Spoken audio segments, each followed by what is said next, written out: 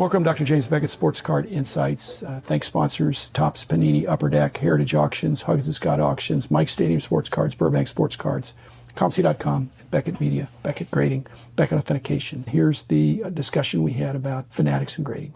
The other night, the 76ers were in town, and I actually looked to see what Ruben looked like. Casey happened to be there that night. Not that I was going to try to get time with him, but on the off chance that he came up to me to ask me all about Denver, I could ask him all about the Fanatics. I didn't see him. What I did see is each team is responsible for their own catering, and sometimes it's Subway, and other times it's the nicest steak joints that Denver has to offer. The spread in the 76ers dressing room was extravagant, and the amount of food left over made the arena staff incredibly happy. The extravagance that Mr. Rubin is willing to extend to his team is something that I was aware of that evening. What do you see the game plan being Fanatics as far as the timeline goes? Do you see them not getting fully vested until 2024, 2025, or do you see a play being made much earlier? I see earlier. He didn't get where he is by being slow. He wants a first mover advantage. I think he's going to be very aggressive, and that all bodes well. The time is now. It's hot right now. Now they don't have to go immediately next month now, but I think they're aggressively looking at it. My fear would be that instead of buying the card companies, they take the 5 best guys from Upper Deck, the 5 best guys from Panini, and the 5 best guys from Topps, and they take a few from Leaf. They cherry pick an all-star team, and then the current manufacturers are gutted of talent, and then the next I need to buy them. They start a new company. Now, if they did that rather than buying a company, they'd take a little bit longer, but maybe 6 months longer. When you've got almost unlimited money, they're going to aggressively go after this. What have you thought about the idea of them basically relicensing the manufacturers to produce for them? Fanatics, if you look at their history, they don't make things. They acquire things and then control where they go. But to say, hey, Topps, we're going to allow you to make baseball cards, but on our terms. Brian Gray thinks there's no way that's going to happen. I think there's a strong possibility of that. And same thing with Panini. Same thing actually with Upper Deck. Has a lot going for it. But if Fanatics shows up with a licensing agreement that is more lucrative than what they're making right now, perhaps, to be a contract manufacturer, card producer. And it's already happening on the printing aspect of it. A lot of things will say powered by Fanatics, and use that as a tagline with a lot of things that they already sell. So that's certainly a possibility in my opinion, and probably something that's more cost effective down the road for them as well. I think they don't have any risk if they're not owning. They're the Walmart that can dictate terms for all the vendors. And occasionally when a product is a huge winner, you source it yourself. But having these different brands competing against each other, maybe we get what we want. That Fanatics can license each of those. They can say, Upper Deck, you can do basketball. You can do Exquisite. Panini, you can do your same stuff for all the sports. Topps, you can go back to doing football and basketball. So I love that. I would like to see that happen, but I'm not the boss. They want to be everything to everybody. Yeah. And they want to create their own ecosystem. And it's going to go far beyond just licenses and manufacturing. They're going to be at some point possibly looking at grading, possibly looking at marketplaces, possibly going back into the existing market, buying up things to sell through their sites and to the wider audience, which they started a while ago with Fanatics branded cards and slabs that they put out there. What do you think about them kind of building a walled garden, for lack of a better term, and trying to take over other spaces of the category as well? I think grading would be the last thing they ought to go into, because the whole aspect of third-party grading and authentication is third-party. So they're a first party. And when we did the grading of Topps cards and Upper Deck and Panini or Playoff, Donruss, all the ones we had deals with, we had to first educate them, hey, all cards are not 10s when they come off the line. But they can be if it's Fanatics, if they're doing the grading. So I think that's the last thing. But this is them beating their chest and saying, hey, we're the new sheriff in town. We're going to be in charge, and everything is being evaluated. You better be on your toes. If we come after you and we want to acquire you, we're either going to acquire you or we're going to put you out of business. So I think there's some bullying aspect of that.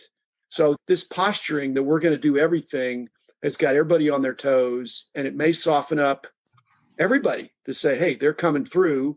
It's not that they're ruthless. It's just that they're very focused, and nothing's impossible. They have a great track record, but it's basically selling other people's stuff. And that way they can squeeze the other people and say, hey, if you don't do this, we'll get somebody else. And I don't think they're going to be doing 20-year agreements with other people. There's a 1 hour bit that Luber did recently. He expressed little to no interest in getting involved with grading. The line that stood out is he wants to see 10 times as many card shops, which I found to be very encouraging from the standpoint of allocations and involving shops as a collectible. Separation of church and state. You've got the cards, the graders. Otherwise, why is Nat Turner not more vertically integrated? Because they have their hands full with grading, which is a cash cow if you do it right. We got criticism because we were doing price guides and grading. But now if people think of Beckett, they think of it as a grading company more than a price guide company, which is they unfortunately for me. Dropped the ball. I know they've dropped the ball. Yeah. Yeah, I had a meeting with Jeremy and Brian the other day. I'm like, at the end of the day, the value of your company is the database and the pricing. I'm just like, things are so fast moving outside that building. I met a couple weeks ago, and I probably said a lot of the same things you're saying. They got to throw some more resources at it.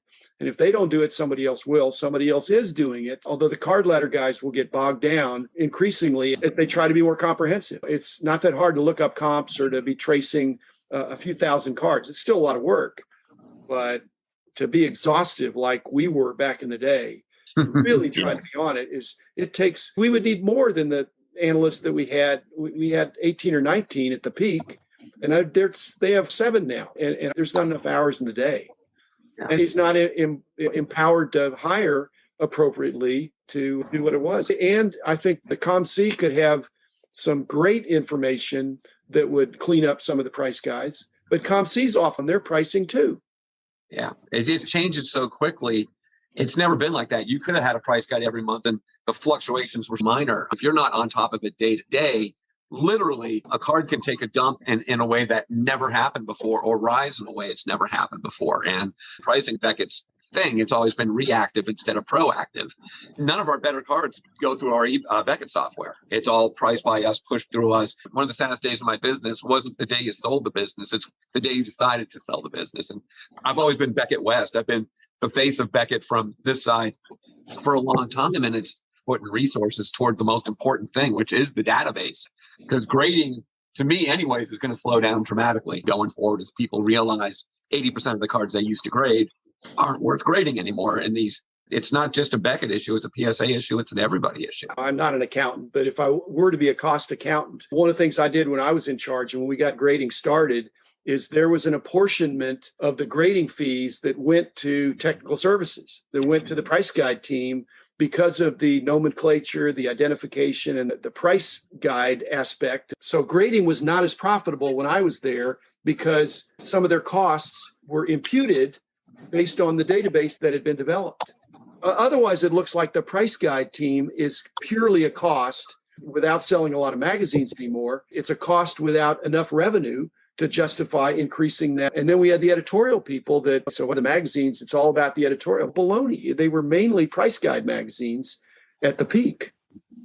And so apportioning that cost accounting with grading, editorial, I think you need strong all three. And if my old company did that now, it would come out of the grading profits, which can easily sustain that. It's like the football program sustaining the women's basketball program. It could do that. Yeah. $150 a card, Jim. Did you ever envision $150 a card for grading? Basically, someone affixing a number in the upper right-hand corner that chances are know a lot less about grading than myself and Mike that have been doing it for decades. Artificial intelligence coming into our category, taking the human element out of grading, being able to put a digital fingerprint to a card that it's graded a 9, it'll always be a 9. It's not one of those subjective things where it can be 4X with a 10 and things being cracked consistently. Is there a place for artificial intelligence in the category? Is it a good thing at all that the human element's being taken out like they're trying to do with umpires and things like that in sports where it's less subjective? If you were starting a grading company today, would there be an artificial intelligence component? Absolutely. And not to eliminate the human, it's to reduce it, to make it more manageable so that you can go faster, that the AI does the things that they can do.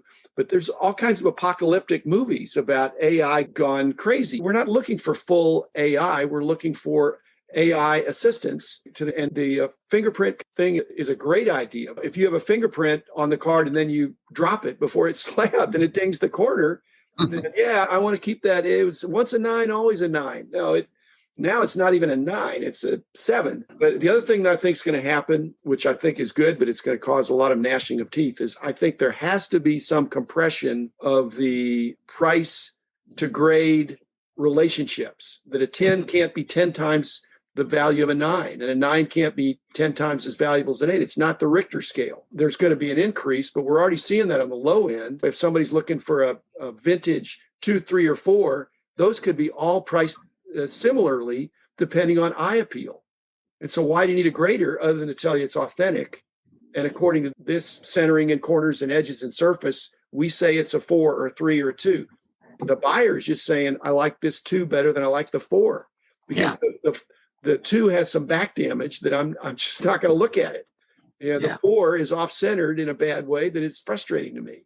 Right. And so all that is going to make that you're not going to buy the holder, you're going to buy the card, and that is good. But it's going to be consternation for the graders, whether it's AI or not. Certain attributes to every buyer are different, and that 4 has that 8 attribute that you enjoy is going to be a much better buy for you than that 4 that has that 1 or that 3 attribute that you don't care about. I find that interesting, but I also see this artificial price increase for grading based on the fact that they can't handle the backlog. It's not like their service has gotten better to justify it. It's basically gotten higher to minimize the amount of cards coming through. And I think that's scary as well.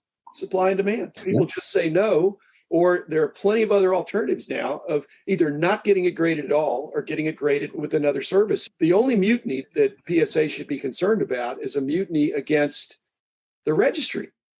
Because right now they're holding collectors hostage by the power of the registry. Otherwise, there's lots of places to get your cards graded. But if they have to have a PSA registry presence and they're working their way up that ladder, they're at the mercy of these price increases. But somebody may say, I'm going to have a mongrel registry. Nobody's willing to do that now. But if you can grade the graders, you ought to be able to register the registries. Where did the idea come from? If a card has a 7 on it and the rest is 9s, how come it can only be a 7.5? The guy I spent the most time with that on was Grant. Grant, that's how he thinks. Basically, Grant exhaustively, and we walked through those scenarios of if it's a 10 in every respect with a bullet hole, it's still got a bullet hole.